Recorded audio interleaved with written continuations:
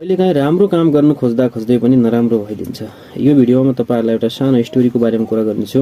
यो स्टोरी कुनै मानिसको होइन, यो स्टोरी एउटा भालुको हो जुन भालुलाई चाहिँ अनलकिएस्ट बियर अफ द वर्ल्ड अर्थात् दुनियाँको सबभन्दा अभागी भालु भनेर भनिएको थियो। किनकि एउटा सामान्य प्राकृतिक वातावरणमा पहाडी भेगमा पाइने भालुको शरीरमा वंशाणुगत रूपमा उत्परिवर्तनको कारणले म्युटेसनको कारणले त्यसको रङ जुन थियो प्राकृतिक फरको रङ त्यो परिवर्तन भएर सेतो हुन पुग्छ। अब सेतो फर भएको भालु भनेको ध्रुवीय भालु हो।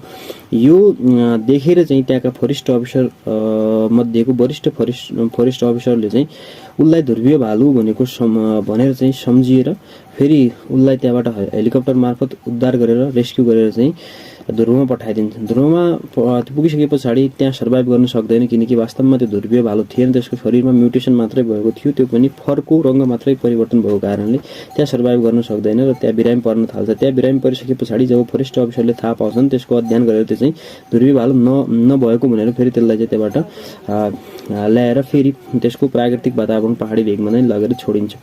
त्यहाँ छोडिसके पछाडि केही दिन पछि नयाँ ठाउँमा छोडेको हुनाले त्यहाँका फरेस्ट अफिसरहरू पनि झुक्केर त्यसलाई ध्रुवीय भालु ठानेर फेरि त्यहाँबाट हेलिकप्टर मार्फत चाहिँ पुनः त्यसको उत्तर ध्रुवमा पठाइदिन्छ। उत्तरी ध्रुवको एकदम चिसो वातावरणमा त्यो सर्भाइभ गर्न सक्दैन, खाना खान सक्दैन, बिरामी पर्छ र 2-3 दिनमै त्यसको अवस्था एकदमै गम्भीर हुन पुग्छ।